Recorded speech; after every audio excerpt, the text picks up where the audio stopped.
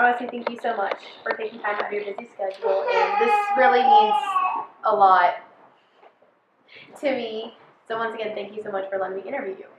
Thank you. It's my pleasure. So the first question is, who inspired you to do this job or career?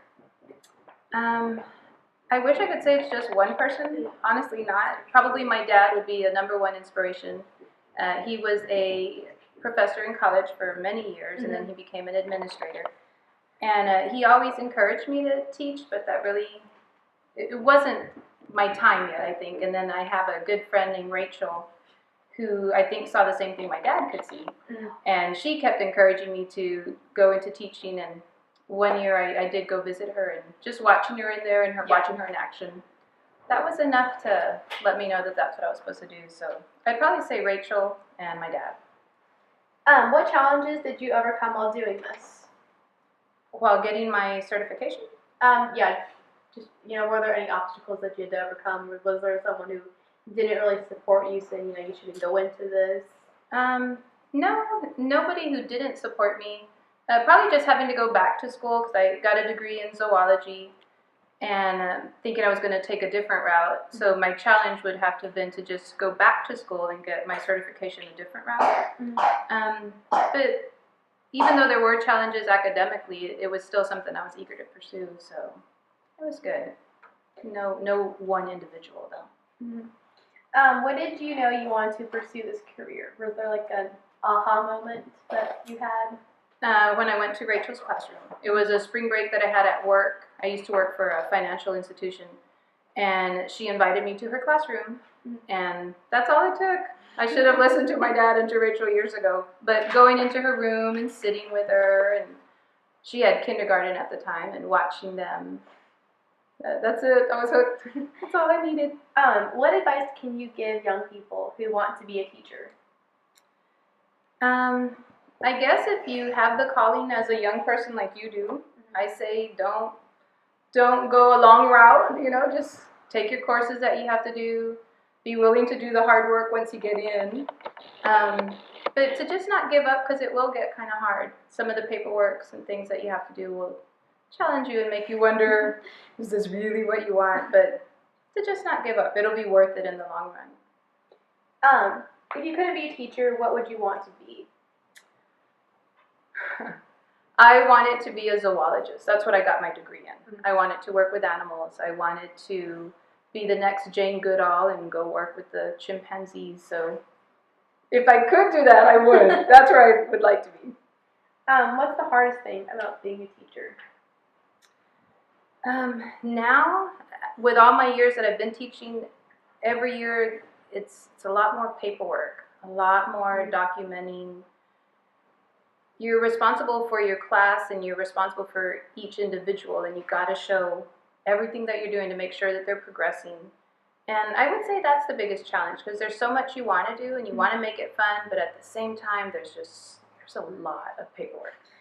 So I think if you spoke to any other teacher, they'd probably say the same thing. That and then sometimes you have on your team some challenges, but honestly I've had very good teams, so for me it would be just the constant paperwork, and it never gets less, it's more.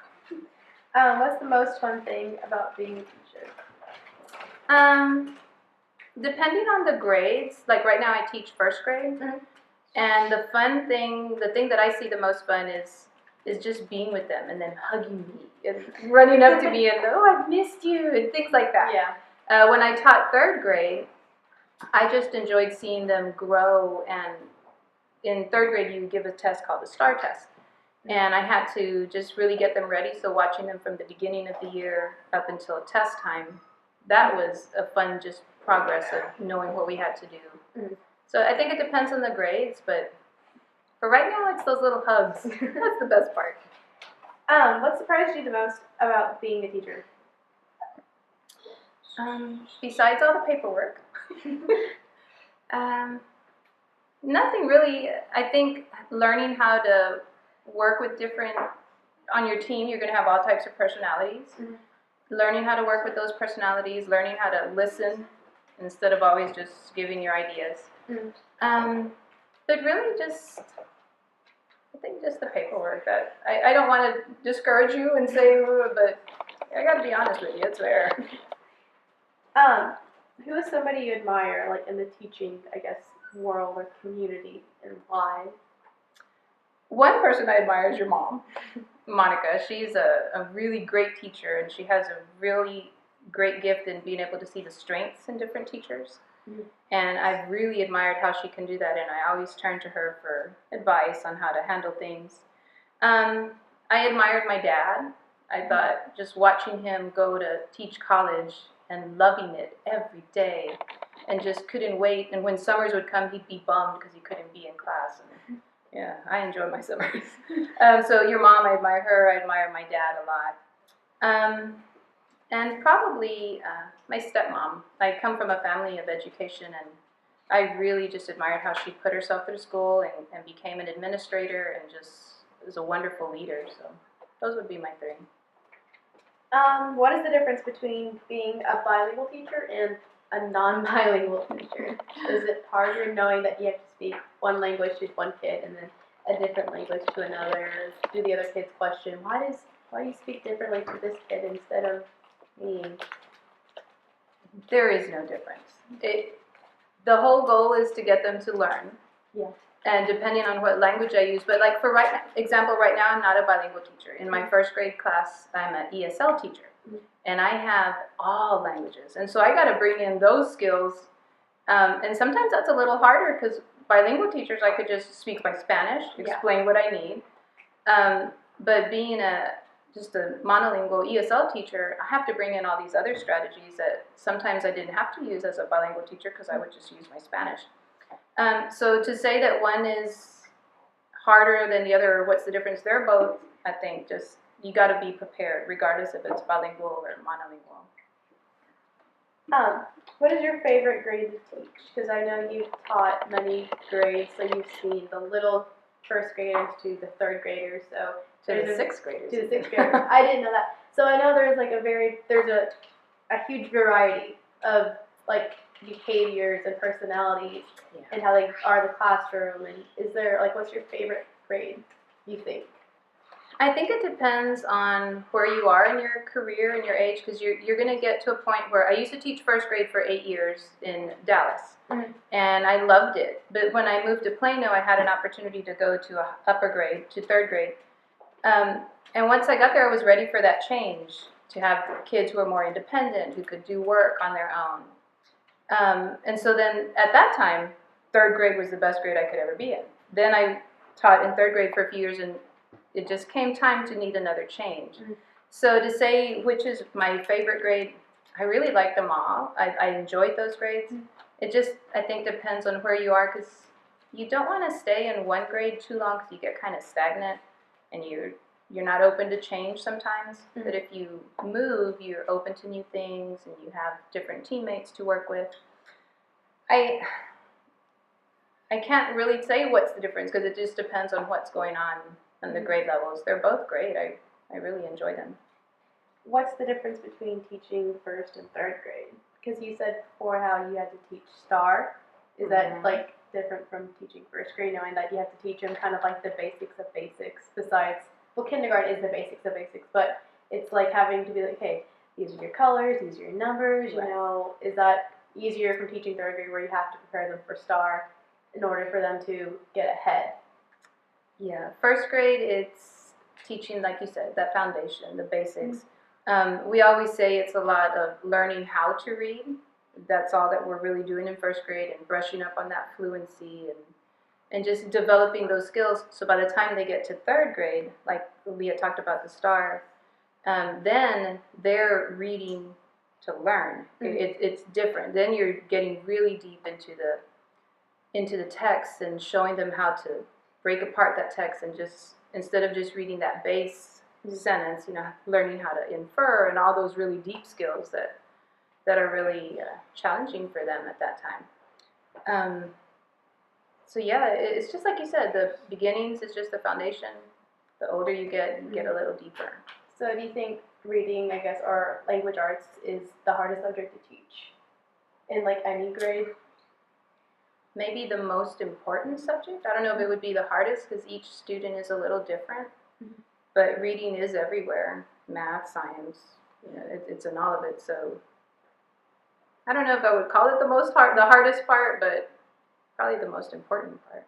A typical day at school, like, what do you first do? A typical day. So the kids come in, they put their things in their backpack. From their backpack, they put it in their locker. My school does what's called DEAR, and it stands for Drop Everything and Read. So when the kids come in, they put their things away. Because we have that DEAR as soon as announcements are done, they choose the books that they want to read for the 15 minutes.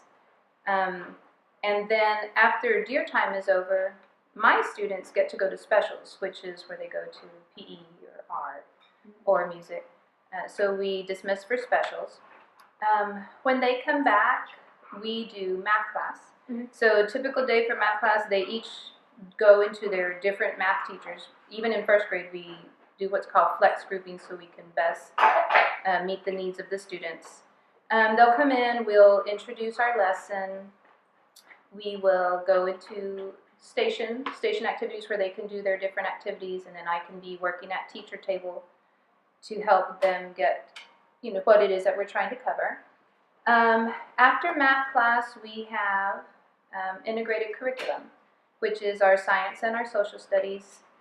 And in those are always really fun because there are lots of hands-on activities. Yeah. The kids always, they enjoy the different hands-on, different building of things that we're working on. After integrated, then they'll go to lunch and recess, which is always a nice little break for them. When they come back, we'll finish our integrated day, and then we'll go into reading and language arts, that's always a fun thing because they have different activities that they have to work on while I'm working at small group. And then we end our day, I don't know how the rest of the school does, but we end our day with English language development, which is something new that we're doing at our campus. It is to really help our students develop their oral language. And it's not just for our ESL students. Normally that's how a lot of campuses will do that. But in our campus, we learned that even the students who aren't ESL still needed some help with developing their oral language. So then we'll end our day with that and then pack up and head home for the day. Happy to go home. What's it like being a team leader? Is it just kind of like the captain of like a football team, volleyball, Yeah, it's really fun. I wasn't team leader for a while. Your mom used to be my team leader at my previous campus, and I learned a lot watching her. But really, all it is, you hear team leader and you think, oh, she's captain, like you said. But really not. It's still a lot of collaboration, working with your team, kind of just gearing your team and where it needs to go maybe when you're doing lesson planning, talking about how to best serve the kids. But even though I'm team leader, there's really, I wouldn't say that the end all, go all, It's still, we toss ideas around, we meet and get together. But there does come that time where maybe if there's a behavior problem or a problem with maybe some questions on how to handle certain things what parents have presented, then my teammates will come to me and I'll try to help them work it out. We'll try to figure the best way to handle the situation. But really it's teamwork. It's just a cool little title that's added to the bottom of my business card. That's it. Talk about the safety guidelines at school. Do you ever worry about someone using glue or just something like that? Like, what are the safety guidelines that you take and consider it as your biggest concern to everyone else? Well, safety is my biggest concern. That is what I always tell the kids. What's my number one job? To keep you safe. So as far as eating glue and stuff, they're pretty good about that. They don't do that in first grade. Maybe in kinder, but by the time they get to first, they're pretty good. They like to smell the markers and stuff, but we don't encourage that. But besides the health stuff, the nut-free zones and things like that, we'll have that in our cafeteria. The main safety things that we do, every month we have to do a fire drill. and we practice how to evacuate the building safely, where to line up, how to know which students are there, which is really hard when there's a substitute. You got to know, as team leader, that's one of the things, you got to know how many students are in each class and have a roster or something available so you can easily identify who's missing. Another thing that we've done, just because safety is so important, we practice lockdown drills because you never know the craziness in the world. But we practice that, and we practice how to go into a safe area that has a door, and we lock turn off the lights, lower the blinds. And I'm really glad we practice that, because in the beginning, you turn off the lights for first graders, and it becomes, making noise and getting all crazy in the rooms. But we do talk about the seriousness of it, and how you need to know that our number one job is to keep you safe. So we'll practice that. We'll practice, I said, the fire drill. And the other safety thing that we'll do school-wide is tornado duck and cover, which we do that. I would say that's about it, besides just in the classroom of no horse playing and things like that, so they'll be safe. I would say those are probably the guidelines that we follow. I think that's it. Would you rather teach public school like you are now, or would you consider going into private school? I think it would depend on the private school. When I was in elementary and a few years of my middle school, I went to a private school. But I think I missed a lot being in a private school, just because of the way that my private school was. I know that nowadays private schools are run really well, and depending on where you're going, you get a really wonderful education.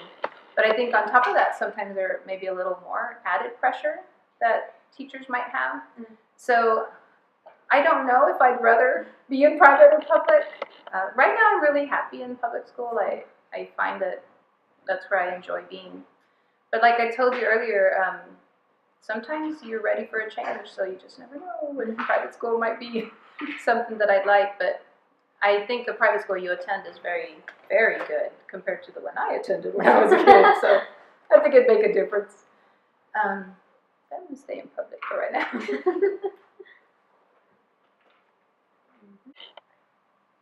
All right, so now my turn to change the tables to you.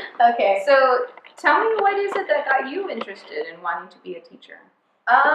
Basically, teaching's been kind of everywhere. My mom, she's been a teacher for practically almost all my life. In fact, her last school that she was, if she would have stayed there until my senior year, everyone would have known me since I was in kindergarten.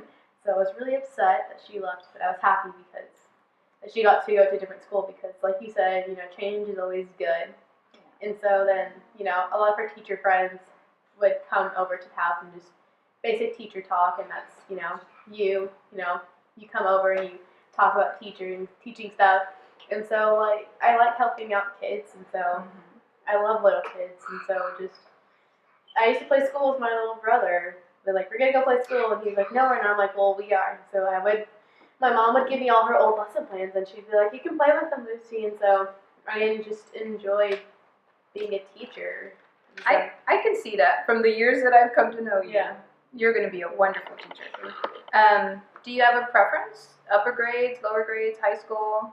My goal is like what you do, elementary school. But I think how I like where I'm at school, I'd consider going back to Fairhill and kind of want to teach there, because I really love the environment there, and it's just, I see the teachers and how they bond with each other, and it's just something that I think I would like. So I'm hoping I would just kind of want to go back to Fairhill and just teach, high school or just really like lower school.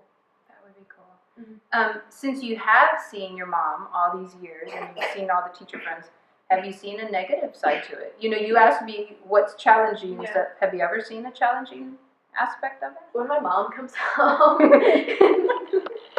she's like, oh, I have so much paperwork to do, all the grading. She's like, I don't want to do that. She's like, she doesn't like the grading part. She really does complain about that. So that's like the downside.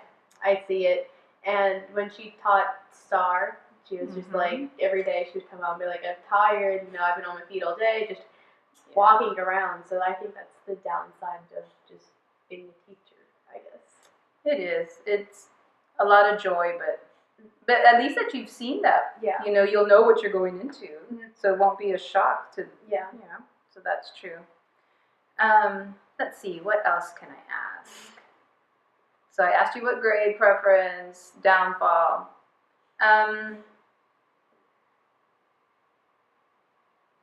Anybody else in your family you think is going to follow your footsteps and be a teacher too?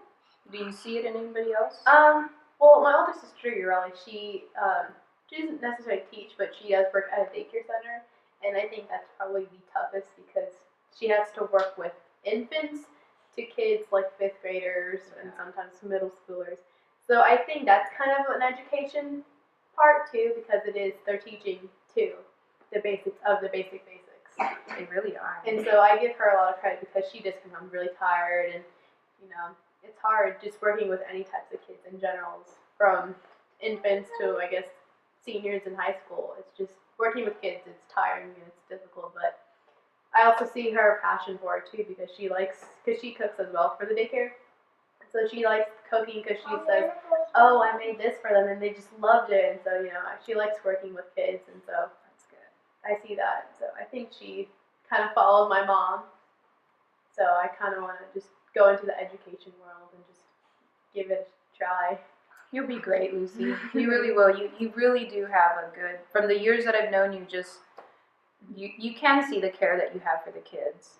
And I think you would be great at Fairhill. I think you could be a teacher and also be a coach. It'd be so awesome. I'm looking at coaching, actually, now that what happened with me at Fairhill with the volleyball team. Yeah. I never expected myself to actually be coaching. I thought, you know, okay, I'm just going to be the player, you know. My coach is here, she'll teach us and make us grow from experiences. But then when she unexpectedly left us and I took on that pressure, you know, it was a lot to handle because at first, like, I'm coaching, I'm a player, I'm just a teenager. Yeah. I only know the stuff that I know from the past that I played.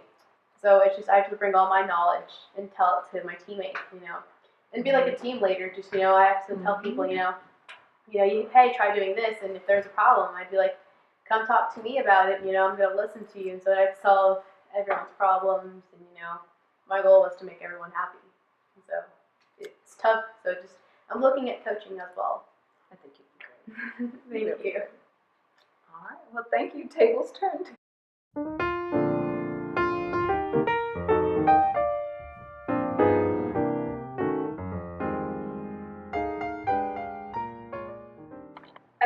First of all, I want to say thank you so much for taking time out of your busy schedule for this interview, and this really means a lot to me. I certainly will enjoy interviewing you, and I hope you have some fun with this too. I've been looking forward to it, so I'm very excited. So my first question is, who inspired you to do this career that you have chosen? I think it was self-motivation mostly. I started off as a business major in college, and I remember the day I was walking laps near the business building, and I thought, I don't really want to work in the business world my whole life. And I had always played school and loved to teach my brother and sister, and I just decided that was my heartbeat and to follow that heartbeat. So that spring semester, I quit that path and started on my journey to elementary education. So just like follow your heart, just like the big step that you just took. It's just something that was always inside that I realized, ooh, that path is not what I want to do, but this is the path that I need to be on. What challenges did you overcome while doing this? Were there any obstacles? Were there people saying, you know, why are you choosing like education over business? My dad. My dad, for one. You know, it's well known that teachers don't get paid a whole lot, but we do it because we love what we do, not for the paycheck. But I think for me particularly, an obstacle was not really knowing that really I wanted to go down the elementary education path. I love literature and reading, and I thought I wanted to teach high school English. And so I started down that path. And when I got into school, my observation hours, all the things you're required to do, and I started sitting with high school students that weren't really much older than I was at the time. Yeah. It was very intimidating, and I thought, ooh, I don't know if I can do this. So I tried out some elementary classes and felt like that was more my niche, and I still feel that way today. But I also had to pay for my own schooling, so when I made a switch from secondary education to elementary education, it was financially difficult and extended my schooling, and I had to work that many more hours just to keep my college degree going. So I had my own fair share of obstacles, but once I made my path, nobody was getting me off of it. Did ever,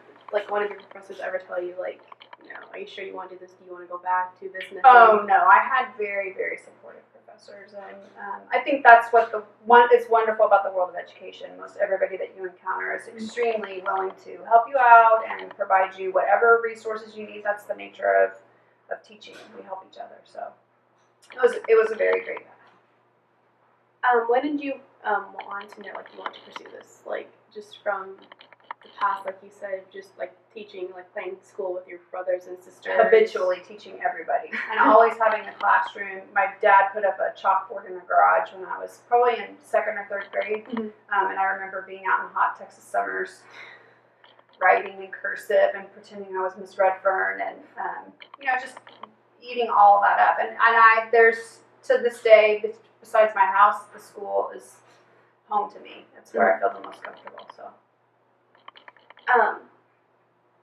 Where did you get this job in your head? Just from, like, did you, like, besides teaching, like, your siblings and everyone else, did you see it, like, on TV shows, or did you just read, like, tons of books, like, from, like, teachers that would just come? No, I think just I'm like I just said, I am more comfortable in a school than any other place, and I think that just feels like the right place to be for me. I could walk into a college university and feel quite comfortable. It doesn't matter the age level, it's just the environment of going in to learn something and be a part of that excites me and helps me know I'm in the right place. So just like the school environment, just really anywhere. So you could be like in Africa in a school Yep. house, and you would And I'd be totally at peace and comfortable. That's really cool. Now you're just like any school Any building. place. Any school building. That's pretty cool. Just why did you choose it? Did you just like what made you feel like education is like the need for you to do this instead of? I feel like it chose me. I don't really feel like I made a choice. I feel like I said, I had qualities and characteristics within my personality that make me suited for the job. But I think that nobody really knocked me down and said, "Get up, you're not cut out for this." And even in my first year teaching, which is your hardest, my team of teachers that I worked with was so supportive and did everything they could to help me. And I just love kids, and you have to love kids. And hearing them laugh, seeing them smile, and getting those aha moments when they've been struggling with something and they finally, I get it. It's just, there's no more magical place to be.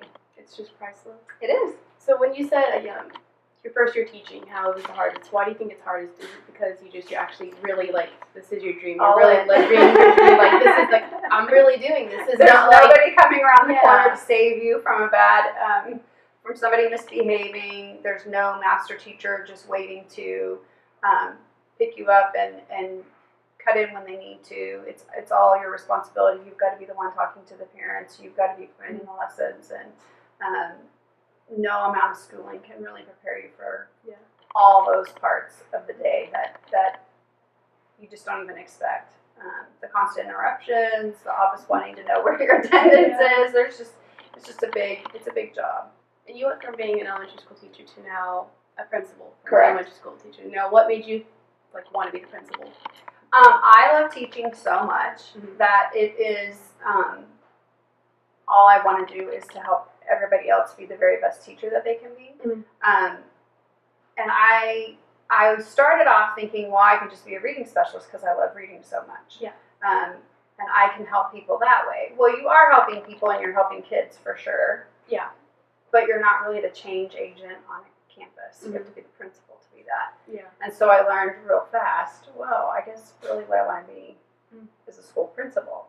And it is an extremely difficult job, but it is very, very rewarding, and it is everything that I had hoped it would be as far as helping teachers help kids. I definitely have an impact on that every single day at my school, and I love that.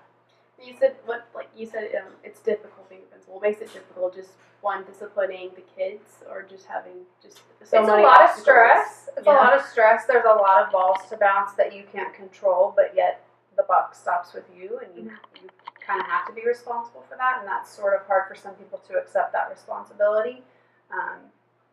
Working with adults and being responsible for their actions sometimes is difficult, but I have to. The hours are long and crazy. You can plan for a day, and it's never going to go that way. You could have an angry parent, somebody mad at central office. You just name it. It could happen at any given time. So it's not for the faint of heart, for sure. Just basically you just follow your dream. That's all you really did. Mhm. And even though, like you said before, your dad wasn't really supportive, but after a while he was. Was that a big relief for you, knowing that, okay, now that he does support me, I can now really be okay with this? He's my biggest supporter now. He sees how happy I am and how passionate I am about it and how much joy it brings me, and so he realizes that that was the right step to make. Did you have any role models growing up? Like you wanted to be a teacher? Any specific teachers? Well, I mean, my third grade teacher made a huge impact on me. Her name was Miss Redfern. I already alluded to her. Yeah. She was young and innovative and interested in us and formed that personal relationship with me. She was fantastic. But I wouldn't say, like I said, this is all something I wanted to do, and I think I knew it I just had to listen to the inner voice. Yeah. I definitely have had teachers that I've come across in my career since I started that have had a tremendous impact on me. And I hope to be as good as they are. Your mom is one, for example. She's an amazing educator, and I'm proud to be a part of the journey with her. I consider my mom a role model. Yeah. That's why I kind of want to be a teacher. She's like the main reason. Like, just like you, I would with my little brother. Okay, we're gonna play school. No, I don't care. You're gonna play school. You're gonna captive audience. Yeah. Let's go. And then just like what you did when you were little, just wanting to help others and just teaching. And I think that's the most important part. You definitely have to have the heart. I think that somebody that would choose one thing or another, not consider it a calling, is doing a disservice to kids, because it's a hard job, it's an exhausting job, but it's a very rewarding job for the people that are right for the job. What are the things that you think required to be a teacher or a principal? Or are there anything like you have to be a good leader? Do you have to be like, what are some things? I think that you have to be well skilled in all the content areas of the building that you're going to lead. For example, I'm an elementary school principal, so I feel like if I haven't taught all the subject areas, how am I coaching somebody that is teaching science if I haven't taught science myself? Mm-hmm. I've taught first grade, third grade, and fourth grade, so I have a wide variety of grade levels that I've taught, and I think that's important. I try to be the principal that I wanted to be when I was in the classroom. So I try to be very visible in the classrooms and see what the teachers are doing, see what the kids are up to, make sure they're engaged and excited. I try to coach teachers when their things aren't going the way that they should be going. And sometimes that's hard to have that conversation with an adult because they don't see the need to change, whereas there's evidence there that needs to, and nobody likes to confront. It's not confrontational, but sometimes it feels that way when you have to discuss something with somebody and say, have you tried? You really need to try.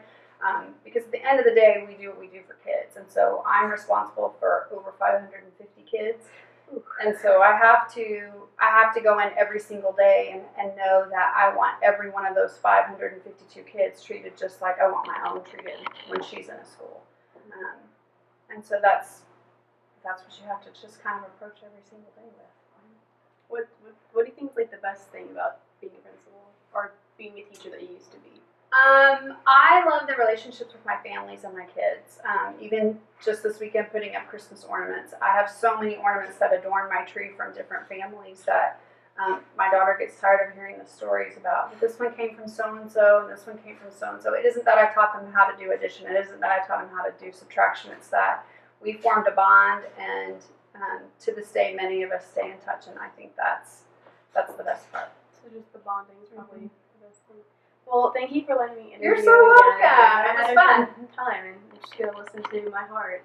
And basically Absolutely. what you did. So, but Absolutely. thank you again. You're welcome.